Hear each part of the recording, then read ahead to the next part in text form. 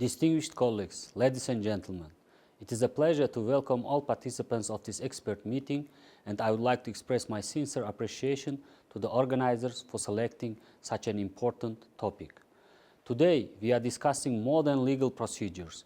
We are talking about restoring justice, protecting human rights, and building an economic foundation for future generations.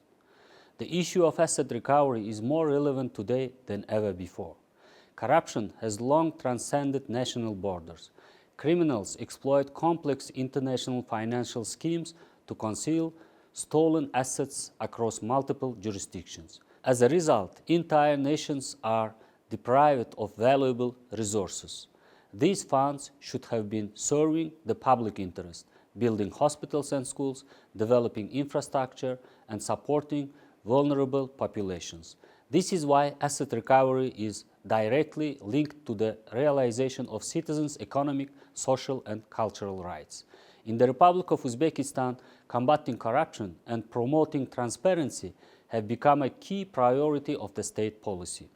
The Anti-Corruption Agency coordinates these efforts, implements preventive mechanisms, and assesses corruption risks. We understand that in order to effectively recover assets, it is first necessary to close the channels through which they are illicitly transferred abroad.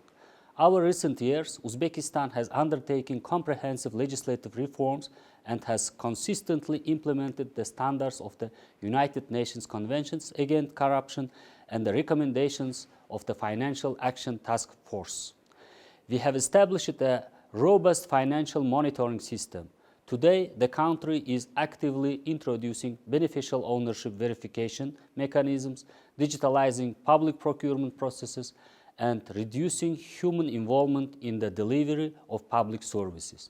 Our objective is to ensure that the national financial system is as transparent as possible and protected against abuse. However, the transnational nature of corruption means that no country can succeed on its own. Asset recovery is always a lengthy and complex process. It requires a high degree of trust, political will, and effective cooperation among the states. Uzbekistan has demonstrated its commitment to these principles in practice.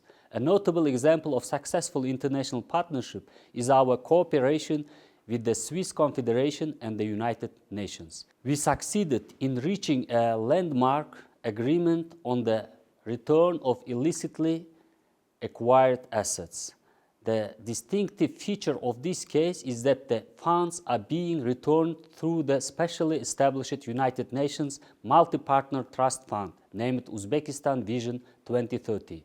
This is a unique and fully transparent mechanism. It ensures that recovered assets are directed toward improving the lives of citizens.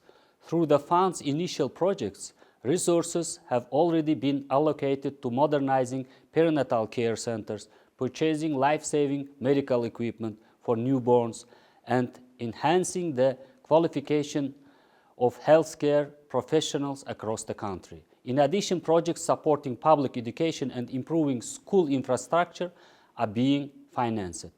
This is a direct contribution to the protection of citizens' social rights. Our experience demonstrates that the asset recovery is most effective when it's transparent, accountable, and aligned with the Sustainable Development Goals.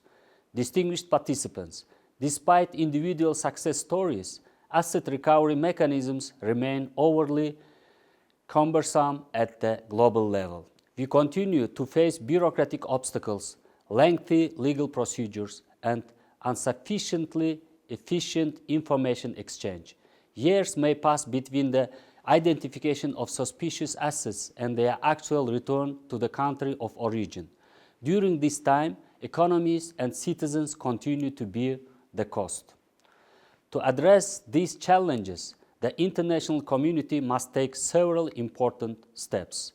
First, we need to accelerate information sharing among law enforcement agencies and financial intelligence unit. Modern digital platforms are essential for facilitating rapid and secure communication. Second, Greater transparency regarding beneficial ownership must become a universal standard. Criminals should not be able to hide behind complex chains of offshore companies.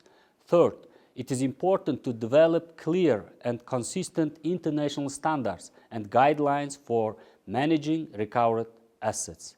The experience of Uzbekistan and the United Nations demonstrates that the Independent Trust Fund represents a practical and transparent model that can be replicated elsewhere. In conclusion, I would like to emphasize that asset recovery is not merely a technical legal procedure of a movement of figures between bank accounts. It is a matter of restoring justice and rebuilding public trust in both state institutions and international law. Every recovered dollar should be transformed into a new place in classrooms, access to quality healthcare, or clean drinking water for communities. The Republic of Uzbekistan reaffirms its strong commitment to the principles of open dialogue and international cooperation. We stand ready to deepen our engagement with partner states and international organizations. I would also like to take this opportunity to express our gratitude to the United Nations Office on Drugs and Crime, the World Bank, and the STAR Initiative for their continued expert support and partnership. Only by joining forces and making procedures simpler, faster, and more transparent can we deprive corruption of its primary incentive, illicit profit. We must ensure that these resources are used to build a more just, prosperous, and sustainable future for our citizens. Thank you for your attention.